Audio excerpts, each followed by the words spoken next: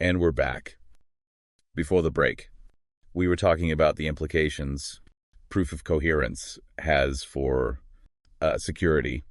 This is a major selling point in the paper. The security guarantees stem directly from these quantum mechanical principles, not from math problems that might be breakable later, especially by quantum computers. So how does that stop common attacks, like, say, double spending? Okay, double spending.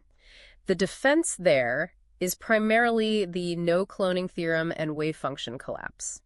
Physics says you cannot perfectly copy the unique quantum state embedded in that valid signature sigma. Can't copy it perfectly. Right. And if you try to use it, the measurement aspect collapses the state. So the idea is you physically can't duplicate a valid signature to authorize spending the same asset twice. It's prevented by the physics. Okay, physically impossible to duplicate. What about forged signatures? Someone trying to fake one. If someone tries to create a fake sigma that looks like it came from a valid quantum experiment, the paper argues it would inevitably fail the coherence check. Trying to fake that specific type of quantum entanglement would, well, break the entanglement properties. The validation function f, checking against that Beeman threshold, would spot the discrepancy. It wouldn't look quantum enough. The physics check catches the forgery attempt. Makes sense. I can see you're trying to beat it, like in your head. You're trying to figure out how you can work around it. Yeah, I totally am. There may not be a way, though. At least I don't see it. It's wild to think about, though. Something truly unbreakable. What about things like 51% attacks? They become irrelevant, according to the paper, because validation is this local physics-based check. An attacker controlling 51% or even 99% of the nodes can't force an invalid block onto the chain. Each honest node independently verifies the block against the physical rules embedded in sigma. An invalid sigma fails the check, regardless of how many nodes claim it's valid. Node consensus doesn't override the physics check. Precisely. Node count is decoupled from block validity. And similarly for Sybil attacks creating lots of fake identities. The paper states node identity plays no role in the validation. It's all about whether the sigma in the block header passes the physics test. It doesn't matter who presents the block. Okay, so the core validation seems resistant. What about forks?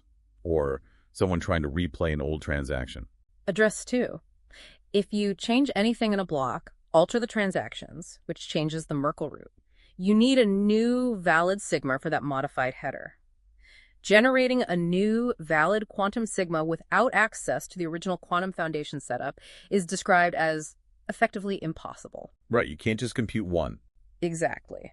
And if you try to just reuse an old valid sigma on a new block or at a different position in the chain, the paper says that would either create a header hash collision, making it obviously invalid, or violate a rule against duplicate sigmas being used, causing the local validation function to reject it. So it seems like the physics provides built-in resistance to many classic attack vectors. Okay, shifting gears a bit.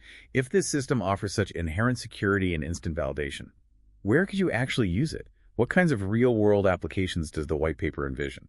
Oh, the list of potential applications is huge. It covers a really broad spectrum, largely because of those core properties, unforgeability and instant physics-backed finality. Give me some examples. Okay, financial services is a big one. Think quantum-secure transactions with immediate absolute settlement. Asset tokenization where the token itself is physically impossible to counterfeit. Cross-border payments settling instantly without relying on chains of intermediaries. Unforgeable digital assets. Oh. Yeah, that would be massive. Definitely. Then there's supply chain management. Imagine quantum-verified provenance. You track a product's origin not just with a database entry, but with a record tied to something physically unforgeable. Fighting counterfeit goods, ensuring ethical sourcing, that could be revolutionized. Knowing for sure where something came from, provably, that's powerful. It really is. Healthcare applications, too. Secure patient records, tamper-proof by physics, verifying clinical trial data integrity, tracking pharmaceuticals to prevent fakes. Imagine a medical history guaranteed correct by quantum mechanics. That changes trust in health data entirely. What about government or public sector? Things like voting systems, unforgeable, maybe anonymous, vote records that are instantly verifiable, immutable land registries, transparent public records. A voting system inherently resistant to many forms of digital tampering seems, well, incredibly relevant. Hugely relevant. I saw Internet of Things mentioned too. Yeah, quantum verified device identity. With billions of connected devices, knowing a device's claimed identity is physically authentic seems crucial for security. It tackles a fundamental trust issue in IoT. And identity generally. Right, identity and access management. Mhm. Things like self-sovereign identity, where your credentials have this physics-based verification behind them. And the last one was intellectual property. Yeah, things like unforgeable timestamping for when a creation was made, managing licenses, distributing royalties automatically based on usage tracked on this secure ledger. Think about proving undeniably when you invented something or wrote a piece of music. That's a big deal for creators. Looking at that whole list, I mean, which ones jump out to you as potentially the most impactful? That's tough. Personally, the supply chain provenance and the identity government applications feel very compelling. The idea that a digital record, who owns what, who voted, where medicine came from, who you are, could be physically impossible to tamper with. It just cuts through so much of the uncertainty and fraud we deal with now. I agree. Those feel really fundamental, but we have to take a quick break. But when we come back, we'll look beyond the theory. Can PoCoh be implemented? Right after this.